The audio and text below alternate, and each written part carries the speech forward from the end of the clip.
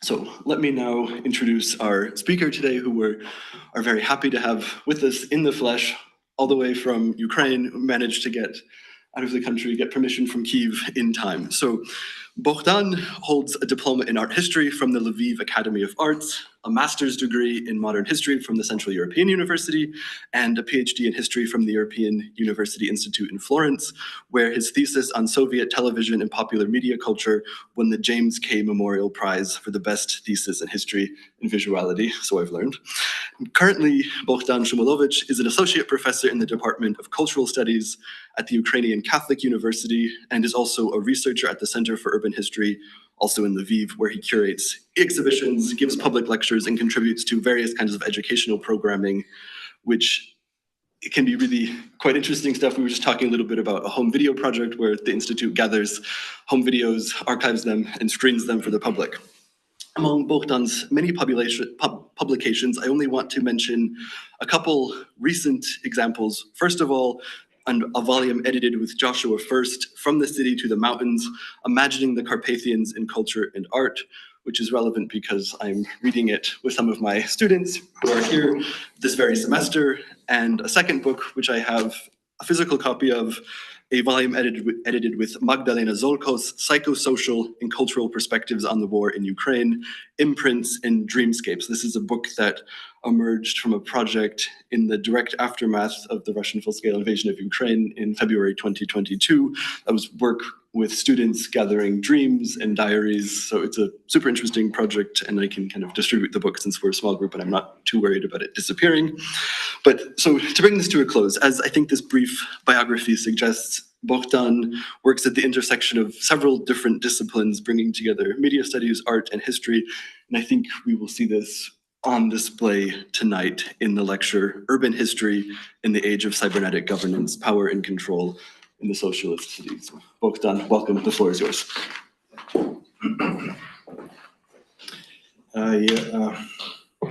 I'll start with formal thanks. Thank you for bringing me here, yes, and also I'd like to express my thanks to the Federal Republic of Germany, which gives basically a lot of help to my state, and I have this possibility to travel also because of this. So thank you very much. I am not a proper historian, probably, since I'm art historian, and then I turned to history, and then I became again kind of cultural historian. So basically, I am kind of hybrid historian who practices public history.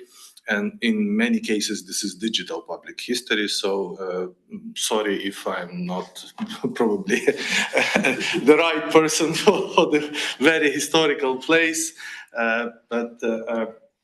Today I will talk about the Soviet system, but mainly based on the case of my city. And all the visuals, no, not all, but many of the visuals that you see there come from the archive that I founded more than 10 years ago. This is regional television archive, which was difficult to access, but then we have this beautiful story that we can now dig into and research. So this is from the television, came to my city in 1954, right after the war, like 10 years. And it was huge, immense, because the city was considered to be the biggest town in the western outskirts of the Soviet Union. Actually, not outskirts, but like the borders in that time. So the city was occupied and then made the Soviet. In 1939, it was Polish. In 1944, it was already Soviet and Soviet Ukrainian. Yes. And the Soviets, they developed a huge infrastructure, military, industrial, many other things, to make it like a stronghold. And one part of this strongholdness was television. And that's why we had like the size of regional television in my city is probably the same size as Irish national television. So it's a huge, though it was peripheral. And this is, again, to consider periphery. Some peripheries are different in different places. And the Western Ukraine, or in general Ukraine, can be, of course, considered to be a Soviet periphery, but many things that happened in Soviet Ukraine were rather on the edge of development even globally, not just to say social. So before we proceed, it's important the things to consider. We have to do with socialist state. Socialist state means no market economy. This is the party state, normally as we define it, which means that the party is ruling the system and everything else, like governments and all the other systems, are subordinated to the Communist Party, and important role in this plays violence. Of course, the violence is different in the 30s, 40s, 50s, 60s, whatever. So you can't say that the violence which was practiced by Soviets in 70s is the same as in 30s. Of course, we understand that in the 70s, the Soviet Union was much more liberal than the current Russian state. Much more liberal, again. But then some people would say this was totalitarian system, which is, again, a lot of things to consider. The socialist city, it's important also to mention that the city under socialism is mainly oriented to production. So if you have industry, then you have the city. If you don't have production, the city rather doesn't have the important urban infrastructure. And if it's production, then it should be controlled, and the efficiency comes into the fore. It's very important how you control the production. And then television and radio, as I said, it's a very important aspect. And what I'm going to talk today is not just boring stuff about cybernetics, but rather about three cases, how different technologies were used to manage not just urban, but then also infrastructural life in my city. So I'll start from Ernst Bloch, who said in 1929, so much of what the old fairy tales promised has been delivered by latest technology. Radio brings distant voices into a room where no one is speaking. Even television is becoming syncable, which is in midst of the soberest scientific worldview, takes us into the realms of the magic mirror. And of course, these mirrors, like in my city, there was a guy who in 1878, he wrote the first scientific explanation how television will become possible. He published this in the magazine Cosmos, which is very interesting. And the same 1879, people were just imagining how this television will look like. This is the famous imagination about the Edison telephone of scope, the device that would help you to connect with distance on distance. And of course, there are a lot of these kind of males looking for females, of course, because this is like the magic window, and you can always use the voyeurist gaze there. But then not also, this is British, no, not British, French imagination, so they are somewhere in the colonies, yes, and family is here, everything is nice. So media is often connected to empire, and when it comes to the Soviet Union, it's like on this beautiful page you see, there is this big sign of the Moscow is behind, and they used to say like "Говорит Москва," and whenever you kind of tune your radio, it says not the Говорит Soviet Union, Говорит Москва, which means like the Moscow is the holy center for the whole empire, and often this is the media comes with this imagination. And then for the Soviet Union, empire brings the specific, because we don't say that Soviet Union is really the empire, but there are a lot of arguments that would say it's a federal system which has a very vivid signs of imperial rule. Yes, so we can't say that Soviet Union is imperial; it's more federal state. But again, it has specific, especially in the ruling model, it has a lot of imperial models. And then these are from some Soviet magazines, how they actually imagine the future. The socialist, some scholars from the US, for instance, call it the Soviet media empire. Yeah, some would say this was the socialist empire. I don't want to go into this, but then we can consider this that there is a certain level of autonomy on these peripheral zones of the rule, which normally get the information from the center, because everything is very much centralized in the Soviet Union. This is my town. This is the big bourgeois theater. Here is Stalin. And the military is coming here because they already occupied the city. The city was known in German as Lemberg. This was part of the important but eastern periphery of Austrian Empire, later on Austro-Hungarian Empire. Then it became Polish. Since the city was heavily Polish, It's very important for Polish city still. It was Polish since like 14th century, so it's a really important part of their history. And then it became Soviet in 1939 when the Soviets occupied the city and made it Soviet and later on Ukrainian. So the Lviv would become only in the 50s, even though in the 50s the city was mainly Soviet Russian speaking. So they would, Nazis would kill Jews, Soviets would expel Poles, and the city was half empty. And then it was repopulated often with people from the east speaking Russian. So in the 50s and 60s, the city was mainly a Russian-speaking city on the western peripheries of the socialist empire. And then slowly, since the industry was growing, they needed more workforce, so they made more people from regions coming, and city became Ukrainian-speaking city, which is strange among the Ukrainian cities. They are mainly Russian-speaking cities because of the politics again. This is not a natural process. And in my city, this was probably among all the big Soviet Ukrainian cities, the only Ukrainian-speaking city, which was kind of special story.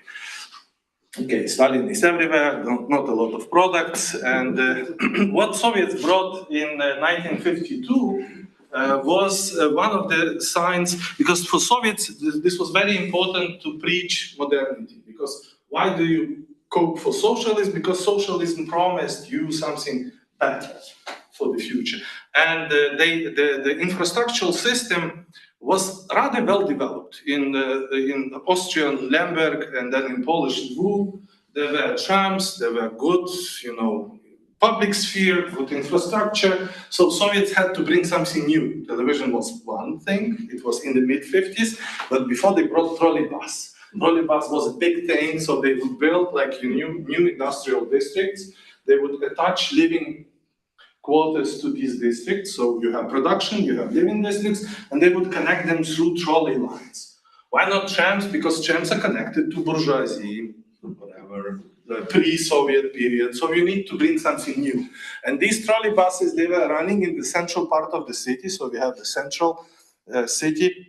And I often joke that in the medieval period, you have towers which would control the city. In the Soviet period, you have this additional tower which controls the city with information. And there's the system which is now run in Putin's Russia is still the case. Like, if you control the information, you have the political power. And these trolleys are running in the central venue of the city. They are not that fancy, but still, in that time, actually, this was the Soviet Ukrainian flag.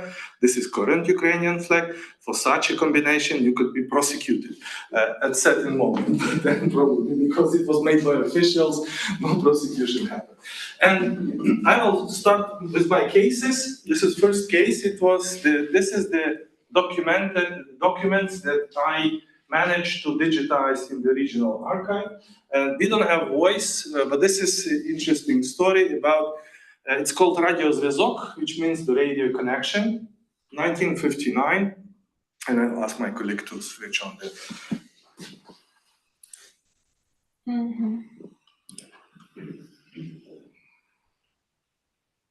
You just can push it on slide, on file, and it shoots.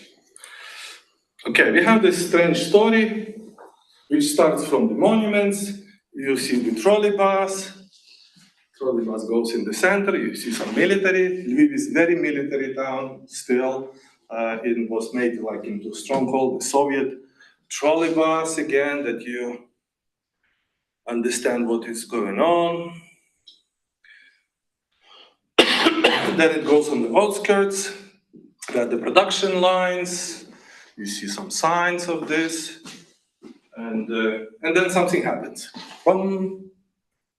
They indicate that there is an issue, the guy gets out, he doesn't know what to do, probably there is a cutoff with electric line, so the issue should be fixed. The operator shows us all the things that you don't really need the language to understand, yes? So what he does, he runs to the phone and he calls the dispatcher. There is a lady on the other side. She picks up the phone, he explains the issue, she probably records the problem. she informs the technicians by the same phone line. But then at certain moment, you don't have the accessibility of phone, so you need to do it through radio connection, yes? So in order to catch the crew, and they specifically show you the interface of the system that controls this. There is an antenna that you understand that the signal goes through antenna. This is the tram depot. So she's not just calling, she's using new technology, which is not very new, but still it's important. And so he has the phone in the car, yes?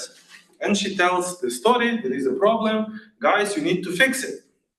And guys say, okay, we go fix the issue. And they they need to be fast. Normally, Deutsche Bahn doesn't work like this. Yes? They're much slower. Yeah? So the guys are running, they're very fast. They have a lot of time. You see, there are not that many cars there. Okay. And there is an issue already. So the trolleys are staying, they're running, and the people don't know what is going on. So they even, you see, they film it from the cabin to show that we are fast, actually, that we are moving fast. And then now they come. These guys are not that fast, but still, they pretend. Okay, they fix something. People already quarrel, what's going on? Where is the trolley? We are waiting. They fix electricity. Nothing special in general. I will not show you more films on the print screens because it takes time and we don't have time. He's still smoking, which is not good, but for that time, for that time is okay. The guy is reading like I was in Mannheim, looking for the Bahnhof, and there is no train. But in general, they show you that the issue might come, you should understand that sometimes technology breaks, and if you wait, we are fixing it because we have technology, because we have radio, we have phone connection, and now the trolley bus is on the line, everyone is happy. Okay, let's return to the presentation. So this is 1959, and they made this specifically to show you how actually the system can be fixed, how system works. And as I showed you, we have these specific planes, like you have the human operator, you have the machine, you have the antenna, you have the fixers. They come and they fix the issue.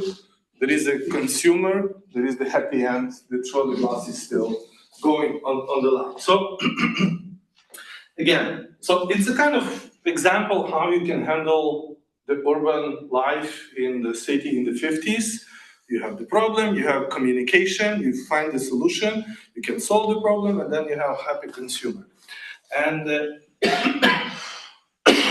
sorry, as some works done on this about the maintenance and repair, there are plenty of works, historians and social scientists, and they say that also such a film, they can show you the model, how you can actually behave. You are kind of socially prepared for the possibility for the any kind of damage, and then repair and maintenance.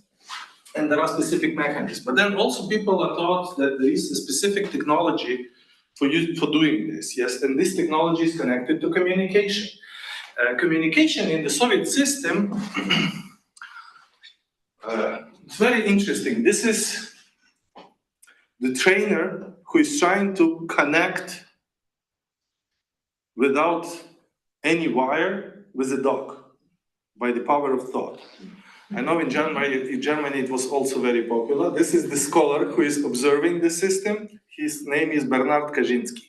And Bernard Kaczynski was among those guys who actually was behind the Soviet telepathy and thinking how you actually can control or put the control over the subject on distance. This is very, very long and big story for the Soviet, not cybernetics, but in general. This is Bernard Kaczynski's imagination that humans, they are basically biological radios. This is the book he published in 1963, Biologiczая radiosвязь. The title of the book is like biological radio connection or radio communication. And he makes this deliberate image that the human being can be compared to, in that time, not a computer, but to a radio machine. And this was a rather common, this is the cover of the magazine Technika Молодежи, which is Techniques for Use. And this is, you don't see it here, but it says, в мире живых радиостанций, in the world of living radio stations. Actually saying that humans, whatever, trees, horses, they're all kind of radio stations, and then you can make these connections between them. So the idea of connection in the Soviet Union is long, and it's not that simply considered only in technical terms. Yes. So what I want to say that connection was considered as a way of imposing control. It's also part of power system and also part of very important imagination, often imperial imagination, because Soviets believed that they can expand all over the world to the moon, underground, to all the possible seas, to the coldest places on Earth, and everything can be done with the power of imagination, if you control this imagination. And this is another film, 1969, Radio in the Life of People, which shows important elements of this kind of connection or communication that you have. So communication is not for entertainment, communication is for specific purposes, to control, to manage, to make efficient systems. So you have often like monitors, you have an operator in the Soviet dispatcher, it's like German or French dispatcher. I don't know the origin of the word. So we have people who also work with machines, but you always have this human-machine interface, like cooperation. And we often see, so people were exposed, what I'm not showing you video, but these are television films, yeah, or television short documentaries, which would show you important elements like, antennas, TV sets. There is an operator, there's a telephone, there is a telegraph, because here you have the telegraph system, and it gives you the possibility to communicate over the distance, yes? And the various forms of electronic interface control, which was considered in Soviet Union, this is the interface, yes, scientific. So if it's scientific, then it's objective, then it's socialist, then it's based on whatever, all the possible knowledges, yes? So that was really important for the Soviet Union. And beyond having a television station in my city, in Lviv, Soviets introduced a production line for TV sets. So when the Soviet Union collapsed in the late 80s, in my city, this was the major industry. It was the only positive. Positive means that they had a very good outcome and they gained a lot of money. They built whole districts. They were not in minus in economic terms. And this institution, which is called Electron, still exists. Now they produce trams or different other urban technology. In the Soviet time, they were doing televisions, which were very important. And this is, again, the newsreel, how they produced television in 1960. They started in the mid-50s. So they introduced a small plant, then it grew up, and the whole district was built in the city, living district, like around 50 to 100,000 people, which were, employed and occupied in this area. There are plenty of these films in the archive, how they are very proud about this object. Because this object is not just a TV set, it's a huge part of the production, it's part of the communication, and it's part of the important experiments that will take place in the 60s. This is television called Cosmos, the previous one called Verkhovena, which is the mountains. It's like, the top of the mountain, the name for television, and then Cosmos, the name for television. 1964, over 1,000 TV sets about the plan. They say that we are going beyond the plan. The TV set is like really a very important guy. So people adorn it, they gather it everywhere, if they may, on different, political rallies. This is 1965, and they already celebrate. This is the millionth TV set produced on Lviv television. They receive international certification, so they try to sell them abroad, not very successfully, but still. This is 1968, and they think how to make. I like this image. It's more like, in style of 60s. So they pretend that this is normal Soviet family. Of course, it didn't look like this in reality, but this is again Lviv television, which became a very important brand for the Soviet Ukraine.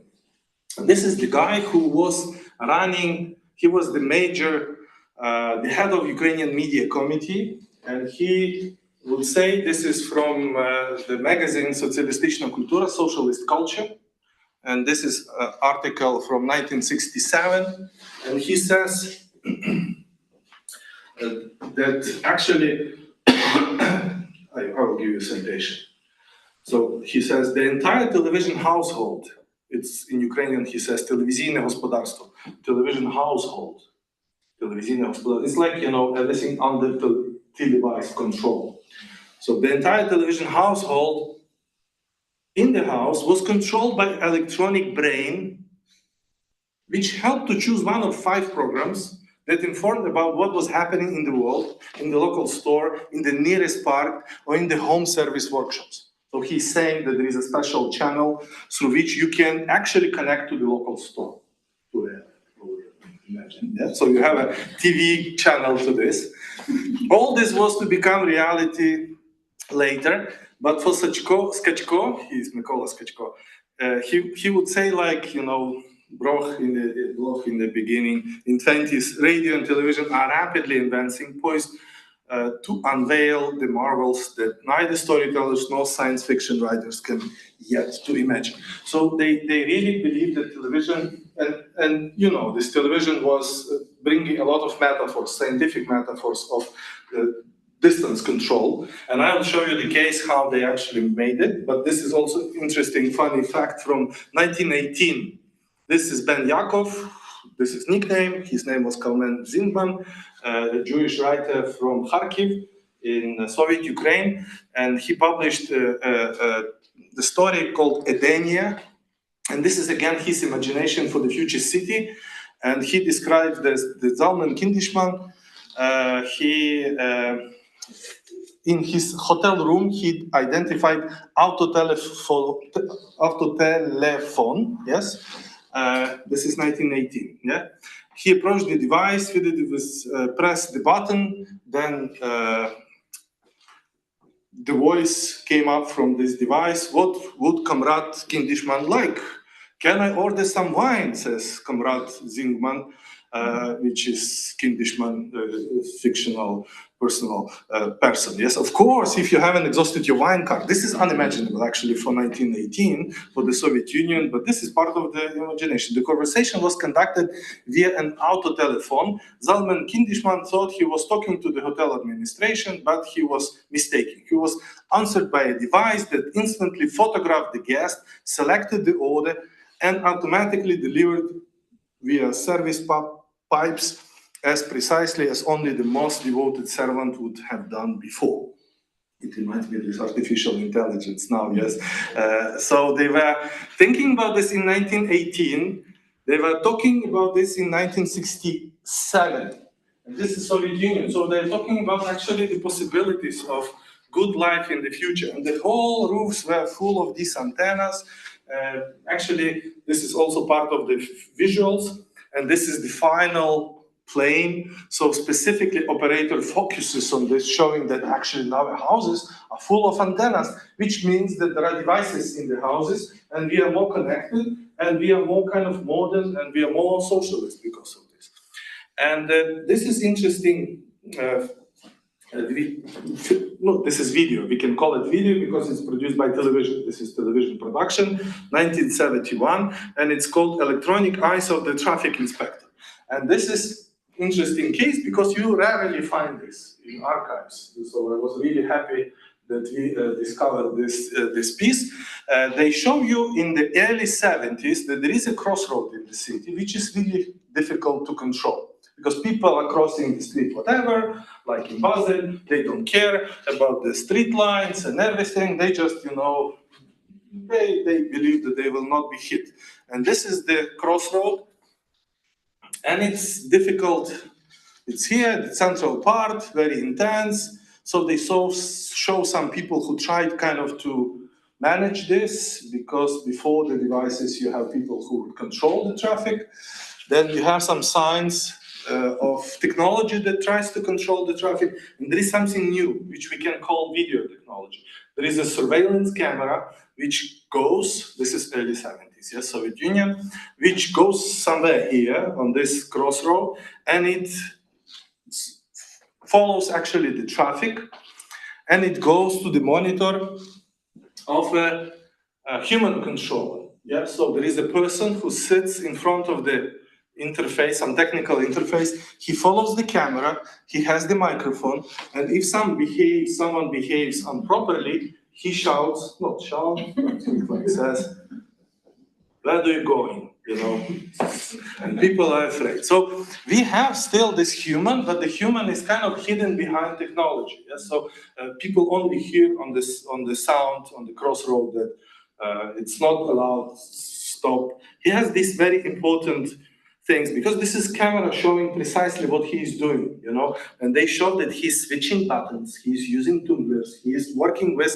infrastructure. There is a camera, and it's beautiful is here that this is medieval tower and this is contemporary media control system. So what we see here, we see a bit different that we saw with radio. Yeah, so was the issue of fixing the issue. So there is a problem, the trolley bus was broken. We need somehow to connect with the fixers. Fixers come. You need technology to tell somebody. Here you have the typical Chinese dream of supervision and surveillance.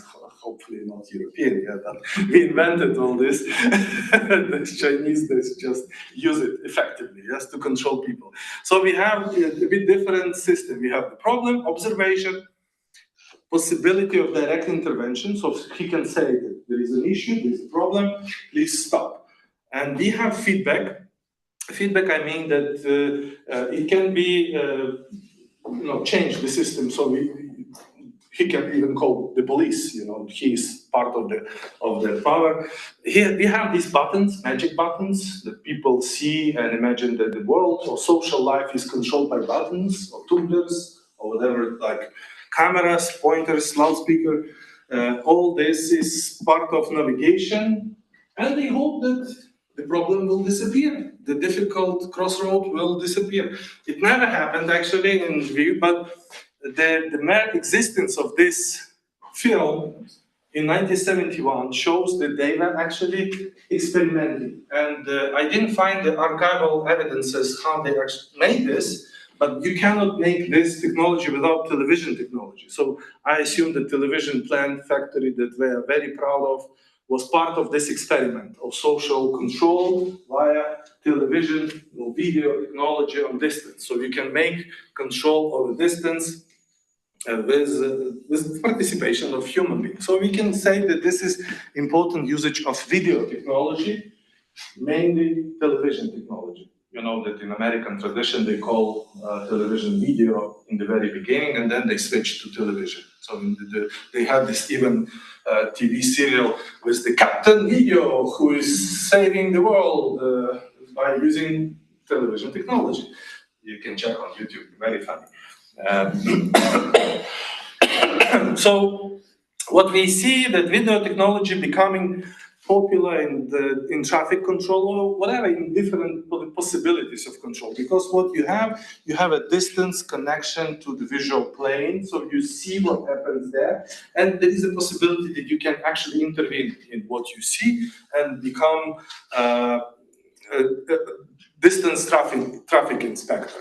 So you see, like, this is also from the 50s. He uses radio and the television more for the 70s, and we see how they use this technology, even for the one city in the socialist town, in order to make a certain form of control over reality.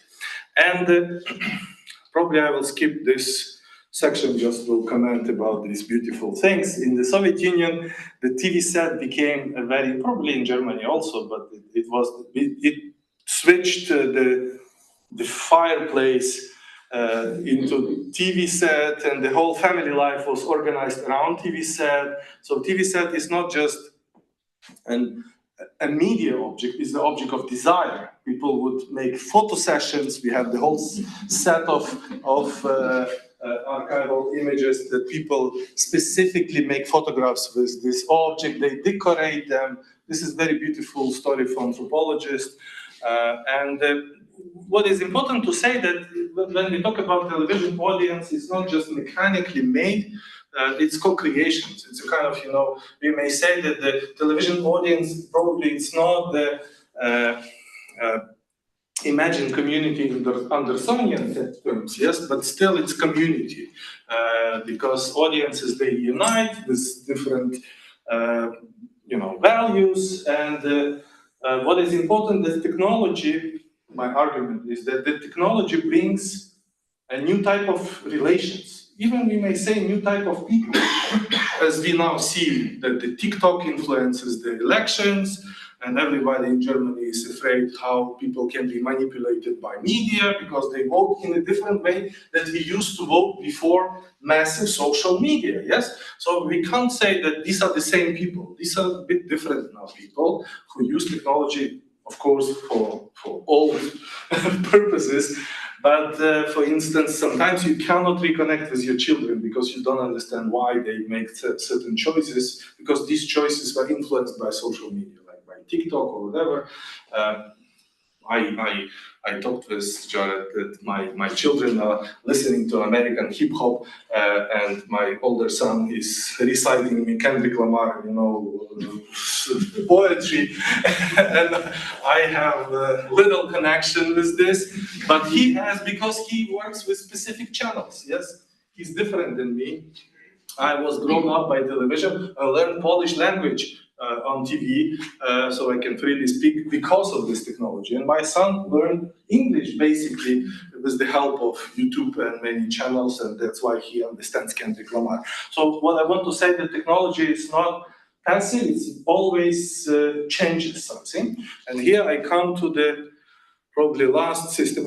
This is interesting also about the feedback. Why cybernetic model can be considered here as a model for ruling the socialist system. This is the scheme which is taken from the book from the early 80s. And in this scheme, the guy tries to explain how we can effectively control the urban life.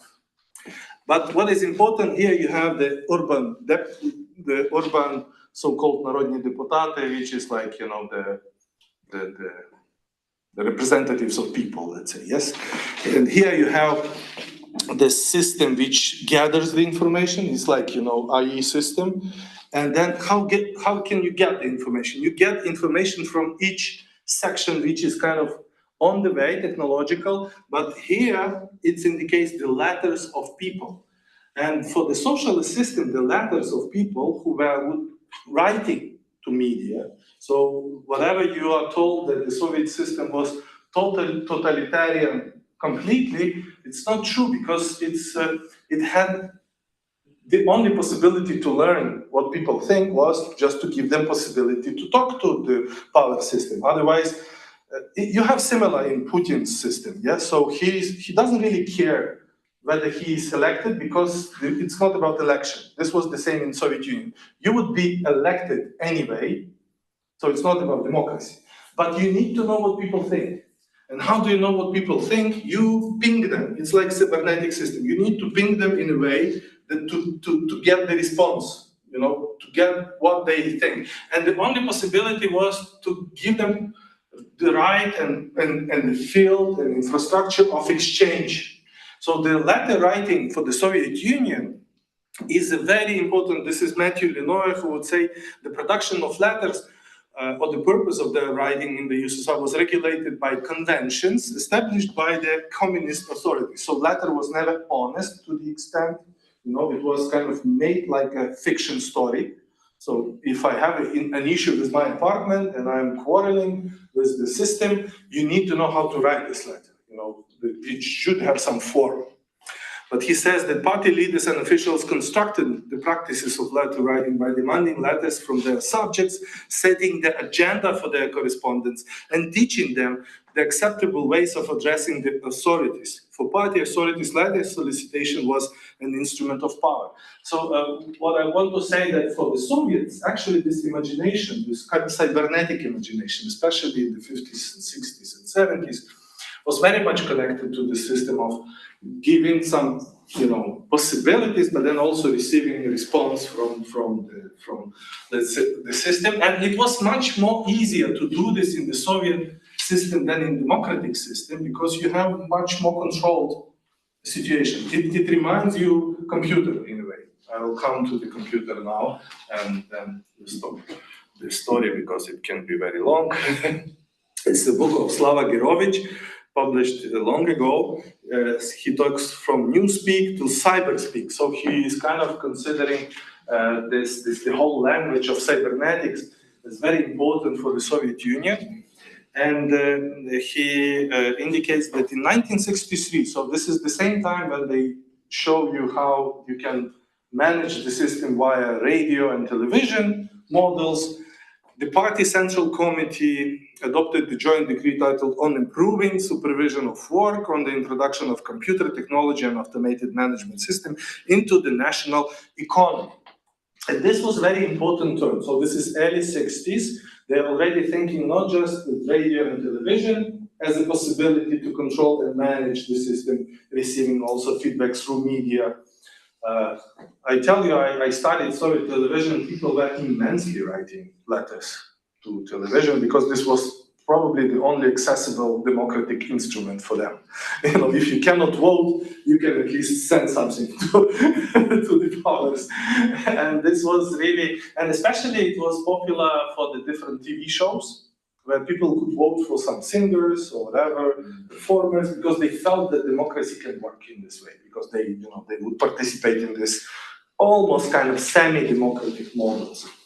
And in the early 60s, they introduced, this is the mosaics from the Institute of Cybernetics in Kiev, and they introduced specific institutions, so Chief Administration for Introduction of Computer Technology, International Economy, Academy of Science, created the special Central Economic Mathematical Institute, so-called CEMI, and the CEMI cooperated closely with the important Ukrainian cybernetician, Glushkov, who was the head of the Institute of Cybernetics in Kiev. Again, this is this very abstract mosaic states on this Institute of Cybernetics, which was doing everything. Like in the 60s, not everything, you can say everything. They were involved in agriculture, in industry, in arts and culture, in many fields. And what was the idea, especially for my city, for the city, they made an automatic control system called Lviv, Automatyczna Systema Uprawienia, automatic control system, which means they believed, like in this television, you can control, but not people, but production on distance. This was very important for them. So let's try to make the controllable production.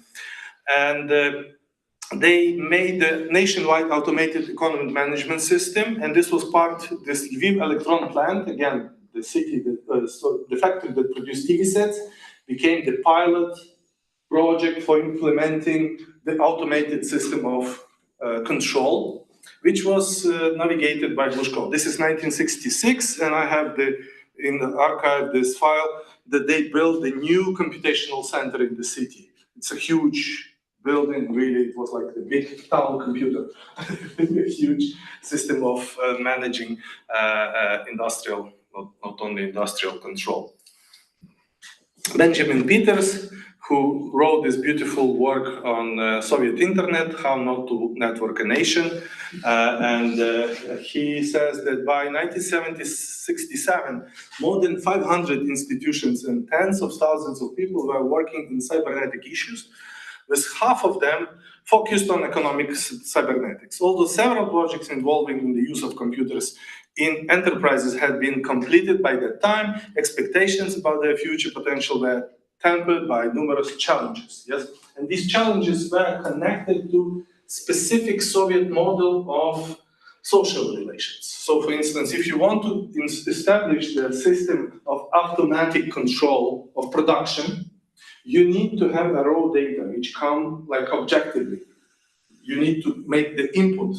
Like now you are feeding your social media for free, yes, giving this information. In that time, if you want to control the factory, you need to give objective information. But then who will give this objective information? People. And people are intervene in different relations. So for instance, director of the factory doesn't like really to give formal objective information to the machine, because then his plans can increase. He may have troubles at the end if the system will automatically control everything. So this was the major issue for networking the Soviet internet. And this is also citation from Gerovich. This is from 1967 for the encyclopedia Cybernetics in the Service of Communism. Yes. And they say the view of society as a complex cybernetic system with a multi-dimensional network of direct and feedback links and mechanism of optimization functioning toward a set of goals is increasingly gaining prestige as the main theoretical idea of technology of managing society. And indeed, it was kind of almost like a religion. You know, they would continuously talk about the cybernetic models of control. But still, as I said, this human factor was very important. This is the head of the TV station, TV production company in Lviv, who says we need to convince people of the usefulness and benefits of using electronic computing. It is still dead and cold without being used in production management. So he's saying in 1967 that we need still to convince people to try to implement the system of not visual, but invisible control. I'm almost finished. Do I have some minutes? A few minutes. Okay. So this ASUP, automated control system in Ukrainian, this is automatizovana система управления. So this system, it looked like this. So we have the whole kind of set of different machines, and these machines, they aim into kind of optimization of the production processes. But for instance, this is the video file from 1972, electronics at the service of the university. And they show how actually automatization can be used for the purpose of controlling even university, not just the production issues. And we have the same idea about the electronic brain, but now it comes on a new level. Yes, so when Skachko is talking about television and televised or television household, he says controlled by an electronic brain. In his imagination, this electronic brain is the set of televised infrastructural modules, yes? But it's not about the computer. He's not thinking in terms of computers, Skachko, and he's not thinking in terms of in radio, yes. So this is the book of Glushkov. This is this famous academician who was one of the leading cyberneticians in the Soviet Union and the godfather of Ukrainian cybernetics. This is his book, Беседы об управлении, the discussions about management. Yes, so he's mainly doing these things. And he says, in this book, very interesting citation. So to use an analogy, we can imagine that a certain strange film appears in the electronic brain of a plant. So he uses this metaphorical language, you know, film. So the production plant has electronic brain, which can see a film. Yes, and the film mainly is everything that happens on this planet, capturing not the external visible shell of the production process, but its internal informational essence. Watching the film, the brain advises on how to make the process optimal. However, as we have already mentioned, a computer perceives the world as if by touch. He means by touch, you need to feed it with information, yes? And this is before artificial intelligence. Yeah? Unless the task is formulated correctly, entered into the machine in the form of ones and zeros, there is no way to solve the problem. Yeah? So he says that everything is beautiful, fine, but unless we have objective information, which is made into the language of the machine and it goes into the system. This is Glushkov, and this beautiful, he's one of these guys. Guy, always male, usually, but in my city we have a big star, female cybernetician, Katerina Yushchenko, and we even named the street after her. And we are very proud because she was one of the founders of these hell machines computers. If cinema was called the great nude, says Glushkov, at the beginning of the century, then we have a great blind, he says about the computer. So it's very interesting metaphor about this blindness and visibility. And the emphasis should be on the word great. Express an object or phenomenon to machine words and it will understand their essence. But, and this is where the main but comes, production management tasks and mathematical tasks are different things. So he says, if I get the good data, I can solve all the issues in the world, but don't get the data. And the great blind, thrown into the crucible of factory documents, transactions, and phone calls, becomes simply blind. Not the great blind, but simply blind. And in addition, deaf. In other words, this world simply doesn't exist for a computer. And this is interesting because they discuss these issues: visibility, invisibility, internal processes, external processes, what can be seen and what becomes not seen. And I want to show you a few more slides. This is this electron factory which was recently bombarded by Russians. I don't know why, but they still think this is important technology in the city, so they wanted to destroy it. Whatever. This is old, 1971. And they call this A Soup Can Do More, 1975. And they show you the whole process, how, so remember, we started from radio, then we had television, and now we have the visualized model, how the computer can work with the production or with the issues of the city. And what we have here, we don't have this possibility to see what is there, yes? So when with radio, you receive the distance call. With television, you could see somebody misbehaving. And here, let's see. So we have these women combining TV sets. You see the interface. These are dots, buttons, very important things. Production line, there is a supervisor, male. So mainly females are combining TV sets and male is supervising them. And there is this beautiful, which is called Mnemo scheme. Mnemo scheme, I think it's a very important metaphor for here, because this is placed on the machine, on the facade of the machine, and it shows you the logical scheme, but that's it. It doesn't show you anything else. So the only thing you can see is the Mnemo scheme. You need to learn how to read it. Normally it's done by operator, and this operator works with these interfaces, which he needs to know. Then they discuss the issues, what the machine gives you back, like the feedback. They try to solve the issue. For instance, we have the shortage of details. It's typical like the Deutsche Bahn, really. It's like, they discuss how we can fix the issue, and they try kind of to, okay, it's too many trails, or too many trains, or too many people, let's find a way out, yes? And they try to find a way out.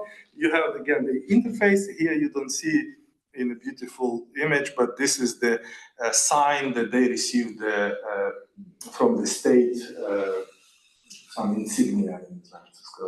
It's like a confirmation that they're very effective. So it's a kind of state Wimpel's state order, state science, that they are very good. So they managed actually to do the whole system. Again, what you see here, there is only interaction with the machine. In cybernetics, they call it black box. So what happens there, you don't know. There are algorithms, there are mathematical, procedures. What you see, you have the mnemoskin, you need to understand the logic, you get the output, you need to decipher the output. So you don't see the reality, you mainly, this is 1975, they claim that the TV sets becoming great because of the system, because they kind of introduce the remote control and automated control. And this is how this mnemoskin could look like especially if you've seen the images of the atomic plants, yes? So you see operators, and they are not watching through the cameras or some screens. They only have to do with this, for me, abstract, beautiful, style of modernism. Things which I don't get, but they understand. So this mnemoskin is now the way how you interconnect with the technology, and there is no vision, this normal vision that we consider. I'm hopefully finishing. This is the very famous French philosopher and architect and whatever, Paul Virilio. And his anxieties about this situation that I just shown you. So he says images are now produced without any moment of seeing. They are generated from data patterns rather than lived experience, says Paul Virilio. He has a lot of these, alarming texts, but you probably know his books, the Vision Machine. So he's kind of claiming that contemporary world is turned into, and this was in the 80s, yes. So it turned into the machinic. So much of contemporary machine vision doesn't document the present, but forecast what it's likely to happen, because this is the purpose, yes? Computers should plan the process, yes, to analyze and to give you different form of vision, which is not the vision that we used to have. I will skip this section, but it's very interesting. It shows how, actually, this is Hlushkov who explains how the factories of the future will look like in the magazine Fantastics. And then he says, actually, they ask him a different question, and he says that the robots will, interact with these machines, and robots, they will not look like humans, they will look like this.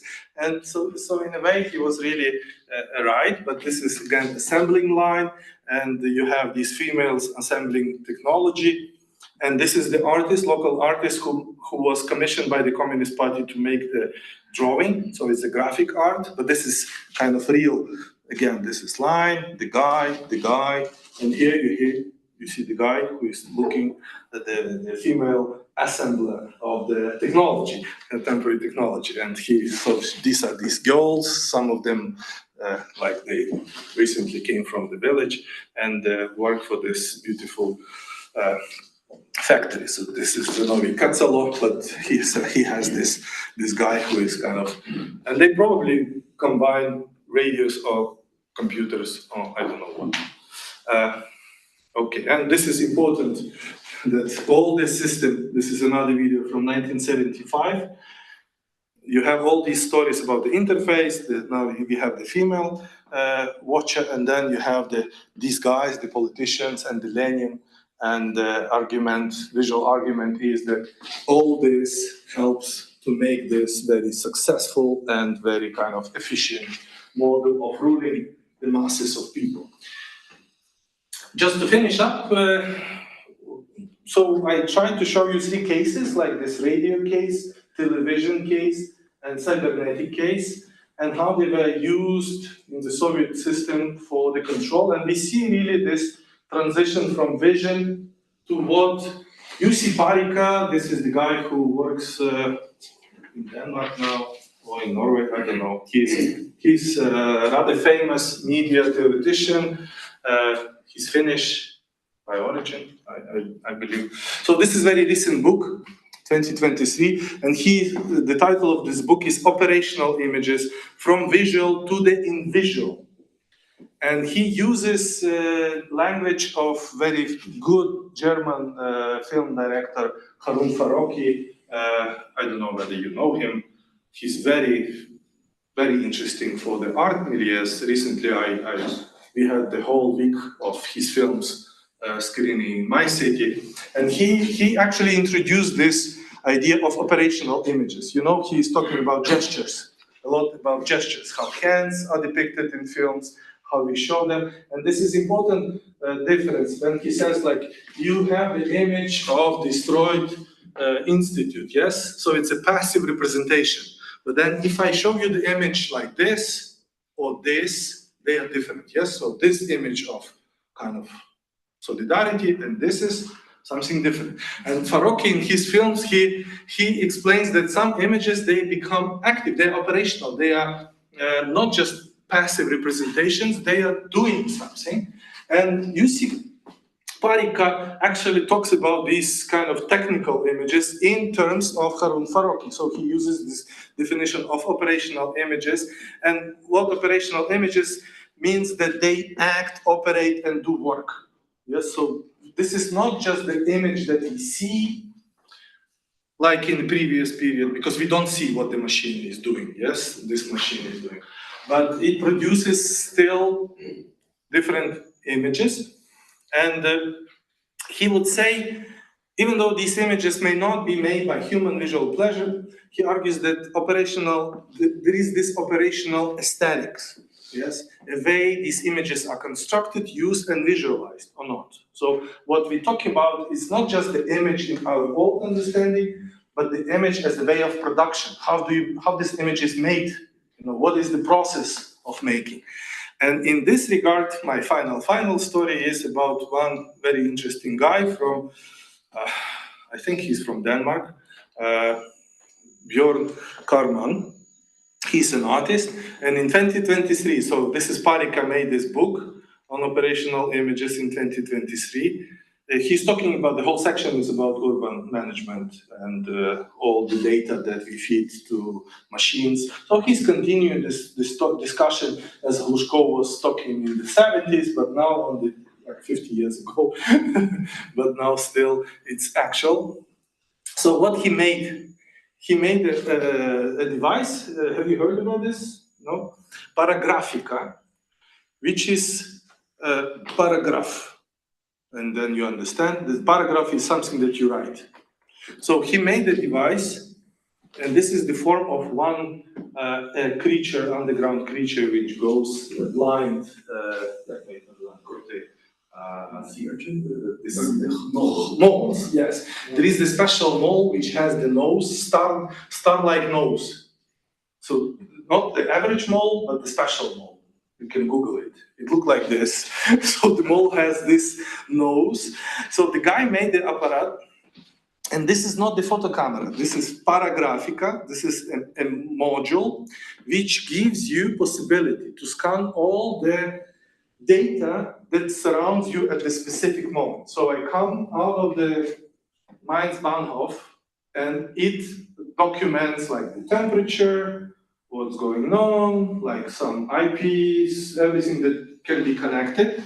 So he fits to this machine, and what the machine does, machine creates a paragraph, a text out of data, which is then fed to the IE system, which is in the machine, and then this system, like the computer in Glushko's version, generates the image. And this is very good metaphor which shows you how operational images can be considered. So basically, this is not the camera.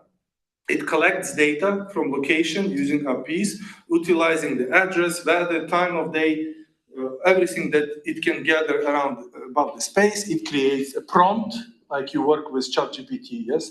It creates the prompt, then feeds the prompt to the system, and the system generates an image. So it's not about the typical situation that we have, the camera fixes something or takes the shot of something that is in front of the camera. There is nothing in front of, this is not the camera at all. This is Paragraphica, and this is a very good artistic metaphor of the system that was invented in the 70s in the context of cybernetics, and now it continues to be important with this advance of artificial intelligence, which we now need to discuss as not the making of images with our typical way, like using lenses, perspective, and everything. Representation. This is not the representation. It's something different. It's about algorithms. It's about different models, let's say. Yeah, so thank you for being patient to my long story. And this is from the book of Parika, the citation of Harun Farouqi's instruction. I'll leave it here, and if you have questions, I will be happy to answer.